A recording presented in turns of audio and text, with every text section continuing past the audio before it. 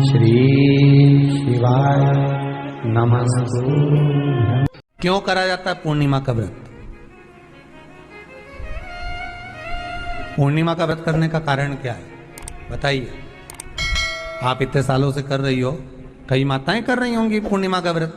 एक समय फलाहार करती हैं, एक समय भोजन करती हैं।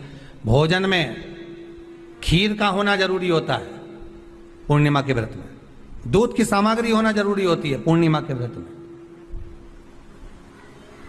12 महीने की पूर्णिमा करो, मना नहीं है। और पूर्णिमा उठाने का भी समय होता है चैत्री।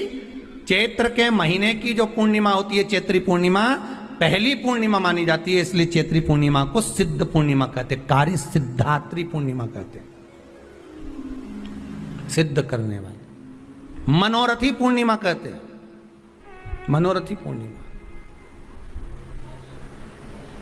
इसलिए पूर्णिमा का व्रत कहां से उठाया जाता है? चैत्र के महीने की पूर्णिमा से पूर्णिमा का व्रत उठाया जाता है कि मैं महीने की पूर्णिमा करूंगी तो वो चैत्र पूर्णिमा से उसको उठा लिया जाता है। पर उसका एक नियम रहता है, आप फलाहार करें अपनी जगह पर है, पर एक समय भोजन कर रहे हैं वो अपनी जगह पर। भोजन के साथ में मीठे के साथ थोड़ा दूध की सामग्री होना जरूरी होती है। और क्यों करते हैं पूर्णिमा का व्रत, किस लिए किया जाता है, क्यों करा जाता है, उसका व्याख्यान वर्णन शिव महापुराण के अंतर्गत स्कंद पुराण में लिखा गया। स्कंद पुराण में वर्णन किया है श्री वेदव्यास जी महाराज ने। कहा यह पूर्णिमा कब लिए किया जाता है कि व्यक्ति का जब मन गलत भ्रम में जाने लगता है, मन जब गलत जगह पर जाने लगता है, तो ये मन को गलत जगह पर ले जाने वाला कौन होता है? तो कहा यह चंद्र होता है। व्यक्ति की राशि के अंतर्गत, व्यक्ति की पत्रिका के अंतर्गत, व्यक्ति की ग्रह दशा के अंतर्गत जब चंद्र बेकार चलता है तो व्यक्ति अच्छा करते करते भी बेकार करने लग जाता है। चंद्र डोल रहा है। कई माताएं कहती हैं गुरुजी हमारे बेटे को आशीर्वाद दीजिए, बहुत गलत संगत में जा रहा है। मतलब समझ जाना कि चंद्र गड़बड़ जा रहा है। बेटी अगर गलत मार्ग पर जा रही है, बेटी अगर गलत संगत में जा रही है, किसी अन्य व्यक्ति को आकर्षित हो, चंद्र गड़बड़ हो रहा है, उसका चंद्र कहीं जा रहा है। कोई पुरुष, कोई लड़का कोई गलत मार्ग पर जा रहा है, चंद्र गड़बड़ हो रहा है। घर में जो क्लेश उत्पन्न होता है, घर में जो विवाद उत्पन्न होता है, उस विवाद को रोकने के लिए केवल चंद्र की ही, इसलिए तो पूर्णिमा घर की नारियां हमारे यहाँ हिंदू धर्म में यहां तक स्कंद पुराण में कह दिया कि प्रत्येक पूर्ण आप लोग कभी आप लोगों ने सत्यनारायण जी की कथा करवाई है? जितने लोग आस्था चैनल पर कथा सुन रहे हैं, जितने लोग फेसबुक यूट्यूब पर कथा सुन रहे हैं, यूट्यूब पर कथा का श्रवण कर रहे हैं, उनने कभी सत्यनारायण की कथा करवाई होगी। तो उसमें लिखा है हर कार्तिक, हर पूर्णिमा को, हर संक्रांति को ब्राह्मण सत्यनारायण भगवान की कथा या राजा या वैश्य कथा को कराता था, या बढ़िया कथा कराता। सुनी कि नहीं सुनी ये बात? सत्यनारायण भगवान की कथा में लिखा है, स्कंद पुराण के अंतर्गत जो सत्यनारायण भगवान की कथा का स्मरण किया उसमें लिखा है प्रत्येक संक्रांति पूर्णिमा को सत्यनारायण की कथा करवाने लगा और ये योनि को प्राप्त हुआ, इस योनि से छूटा, इस योनि में गया। लिखा है, सब कुछ लिखा है। अब उत्ते से समझ जाओ कि पूर्णिमा को सत्यनारायण की कथा करने का बोला है। तो पूर्णिमा को सत्यनारायण की कथा का क्यों बोला? वैसे तो रोज कराओ सत्यनारायण जी की कथा, प्रतिदिन कराओ, मना नहीं है। आप क्या कोई विशेष फंक्शन है आप सत्यनारायण जी की कथा करवा, पर पूर्णिमा संक्रांति को और संक्रांति को पूर्णिमा को सत्यनारायण की कथा का स्मरण क्यों करवाया गया? क्योंकि पूर्णिमा के दिन अगर ये भगवान का व्रत रख लेगी, पूर्णिमा के दिन अगर ये खीर का प्रसाद बना लेगी, थोड़ा सा दूध की कोई सामग्री बना लेगी और भगवान को भोग लगा देगी, भले सत्यनारायण भगवान के भाव से बनाए, भले सत्यनारायण जी के निमित्तार्थ बना, पर अगर इसने सत्यनारायण भगवान के निमित्त से बना, पर पूर्णिमा के दिन अगर ये व्रत रखेगी, उपास रखेगी या कोई सामग्री बनाकर भगवान की पूजन कर लेगी, तो इसके घर में जो अशांति है वो शांति में बदल जाएगी। इसलिए कई घरों में आज भी सत्यनारायण भगवान की पूजन हर पूर्णिमा को करती है। माता किताब लेके बैठ जाती है, तुरंत तुरंत उन्हें ऑफिस जाना, कहीं काम पे जाना, और तुरंत तुरंत उसने तुरंत जल्दी जल्दी कलश रखा, कलश नहीं भी रखे तो भगवान की पूजन कर कुरा के ब्राह्मण देवता को बुला लेगी। ब्राह्मण नहीं आएंगे तो खुद कर लेगी, पर करती जरूर है। इतना सा आटा सेक लेगी, पंजेरी बनाई, सीरा बनाई, मिठाई रख दो, कुछ भी करेगी पर सत्यनारायण की कथा कर ले।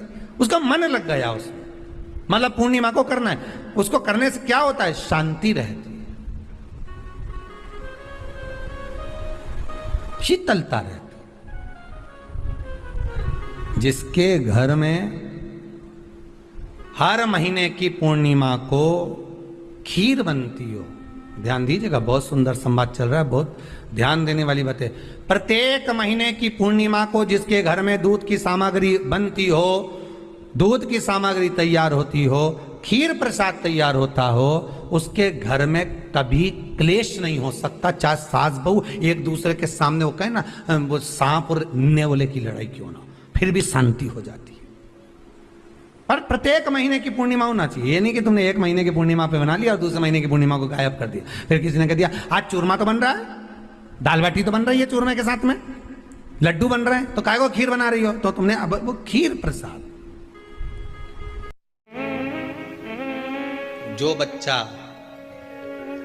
बुद्धि से विकलांग हो, विद्या में कमजोर हो, परीक्षा हॉल में पेपर देते समय भूल जाता हो,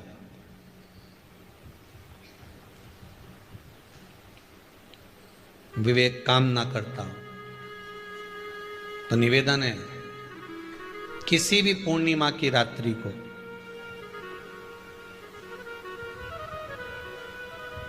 बारह बजे गाय के, गौ माता देसी गाय के जो 4 थन होते हैं, उन 4 थन में से जो आगे के थन होते हैं, 2 पीछे की ओर होते हैं, 2 आगे की ओर होते हैं, तो जो आगे के 2 थन हैं उस थन का दूध निकलवा लिया जाए, और उस दूध का कोई भी पदार्थ बनाओ तो ठीक है, ना बनाओ तो उसी दूध में शक्कर मिलाकर पूर्णिमा की रात्रि को जो विवेक से कमजोर हो, बुद्धि से कमजोर हो, या याद करा हुआ सब भूल जाते हो, या आपके लिए भी है कोई चीज रखते हो भूल जाते हो, विवेक याद नहीं रहता, बुद्धि में इतना प्रबल बल नहीं आ पाता, याददाश्त कमजोर होती चली जा रही, तो किसी भी पूर्णिमा की रात्रि को 12 बजे गाय के आगे के 2 थन का दूध, उसमें कोई पदार्थ शक्कर गुड़ कुछ में मिलाकर भगवान के चंद्रदेव की साक्षी में उसको पिला दिया जाए।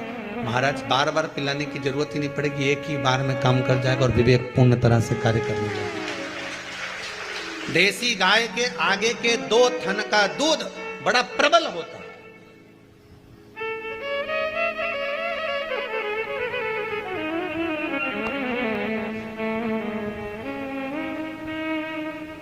पूर्णिमा की रात्रि को 12 बजे उसका प्रयोग किया जाए। आप उस दूध को निकाल लो शाम के समय, रात्रि के समय ग्वाले से कहकर जिसके यहाँ पर देसी गाय हो वहां निकलवा कर उसको रखा जाए, उसका पान करा जाए। महाराज रोग बीमारी में प्रबलता, तो मां यशोदा जी जग कल्याण के लिए पूछ रही है, संपूर्ण विश्व के कल्याण के लिए।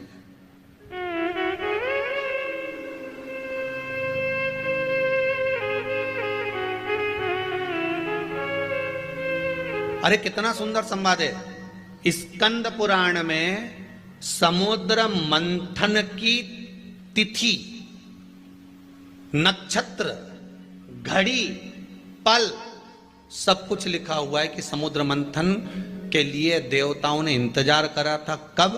जब चंद्र का प्रभाव पूर्ण हो। जब चंद्र का प्रभाव पूर्ण होगा तब जो मंथन होगा, उस मंथन का जो सुख होगा वो जीवन को आनंद दे जाएगा। हो सकेगा तो कल की कथा में मंथन के लिए जो समय स्कंद पुराण में कहा गया कि ये समय में चंद्र प्रबल होगा, उस चंद्र की प्रबलता में मंथन का कार्य प्रारंभ करा जाए। देवता और राक्षस मिलकर मंथन करें। कल की कथा में वो पल, वो समय भी बताएंगे कि स्कंद पुराण में ये जगह पर ये चीज लिखी है। क्यों इंतजार कर रहे हैं कि चंद्र प्रबल हो, तब हो। क्यों भीष्म पितामह इंतजार करते हैं कि सूर्य उत्तरायण हो तब जाऊं?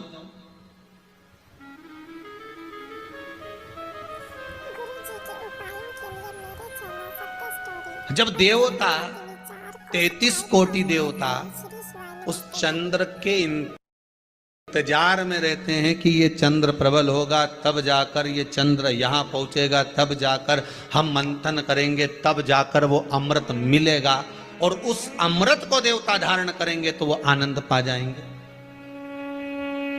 तो हम क्यों शरद पूर्णिमा छोड़ें? हम क्यों एक एक पूर्णिमा छोड़ें? एक एक पूर्णिमा के महत्व को जानिए। कोई पूर्णिमा साधारण नहीं है, कोई प्रदोष साधारण नहीं है, कोई शिवरात्रि साधारण नहीं है। पूर्णिमा के नारियों को, स्त्रियों को अखंड सौभाग्य के लिए, जो नारी वेधव्य नहीं होना चाहती है उस नारी को पूर्णिमा के कितने व्रत करना चाहिए। जिस नारी के यहाँ संतान नहीं हो, औलाद नहीं हो, उसको पूर्णिमा के कितने व्रत करना चाहिए। जिस नारी का पुत्र, पति बहुत बीमारी से ग्रसित हो, लग रहा हो कि ये मेरा बेटा बहुत बड़ी बीमारी में घिरा हुआ है, तो नारी को कितने व्रत करना चाहिए। स्वयं भगवान कृष्ण ने माता यशोदा को द्वापर में भी बताया है कि पूर्णिमा के 32 व्रत होते हैं। कितने व्रत होते हैं? 32।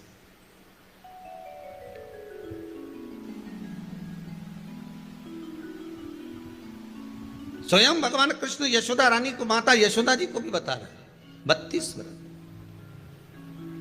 अब आपको किसी ने बता दिया होगा कि 8 कर लो, 7 कर लो, 6 कर लो, 12 कर लो, इसलिए आपने बोला कि 12 कर लीजिए, 32 कर लीजिए। अरे यहां तो द्वापर की कथा भी कहती है। यशोदा जी ने एक बार भगवान कृष्ण को रोक कर कह दिया, ए कन्हैया रुको। कन्हैया बोले, बोलो मां क्या बात है? कन्हैया जरा रुकिए, इधर आओ जरा। भगवान कृष्ण आए।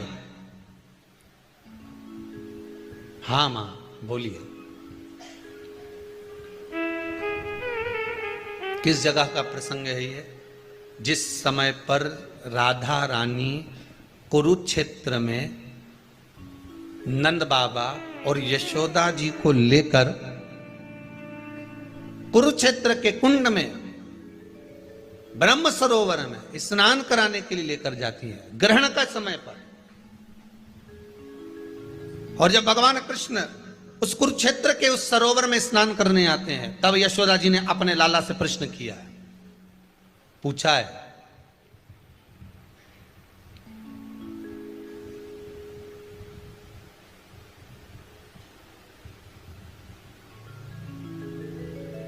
कि नारी वेधव्य होकर ना मरे।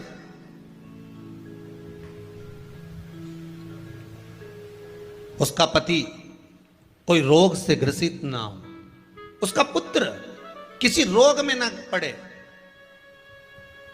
अरे भाई कितना सुंदर संवाद लिखा है। अगर किसी माता का पुत्र मान लो किसी नशे में डूबा हुआ है, कोई नशा कर रहा है और गलत नशा है, आपको लग रहा है कि ये नशे में डूबा हुआ है, आपको लग रहा है कि ये गलत जगह पर डूब गया है, आपको लग रहा है कि मदिरापान में, मांसाहार में या अधिक गांजा आदि का जो भी नशे होते हैं, जितने भी नशे, उसमें डूब चुका है। और माँ उसको समझा रही है, तू नशे में मत डूब, तू इस काम को मत कर, तू ये गलत कर्म मत कर। माँ उसको समझा कर हार गई। तो मेरा माताओं से निवेदन है, आप उसको समझाना बंद कर दो, एक काम करना प्रारंभ कर दीजिए। हमें जो शिव महापुराण के माध्यम से शास्त्र कह रहा है कि आप 32 पूर्णिमा के व्रत प्रारंभ कर दो। उसमें करना क्या है आपको? केवल जिस दिन व्रत रहे, रात्रि के समय पर कोई भी मीठा, कुछ भी सामग्री आप चंद्र की रोशनी में, चंद्र को अर्घ देने के बाद, पूजन करने के बाद उसको रखो, और वही सामग्री जो नशा कर रहा है उसको पूर्णिमा के दूसरे दिन उसको खिलाओ। आप धीरे धीरे खिलाना चालू करेंगे, जिस नशे में वो डूबा हुआ उस नशे से वो छूटना प्रारंभ हो जाएगा। 2 पूर्णिमा व्रत करके तो देखो, तीसरे में तुम्हें जरूरत ही नहीं पड़े। धीरे धीरे आप रुक, वो छूटना प्रारंभ हो जाएगा। स्वयं भगवान कह रहे हैं, यशोदा मैया ने कन्हैया को रोक लिया कुरुक्षेत्र के उस मैदान में, और भगवान कृष्ण का दर्शन माता यशोदा जी करी। बहुत बहुत दिनों के बाद माँ को आज माता यशोदा को लाला का दर्शन हुआ बहुत समय के बाद, जानने के बाद, बहुत समय के बाद।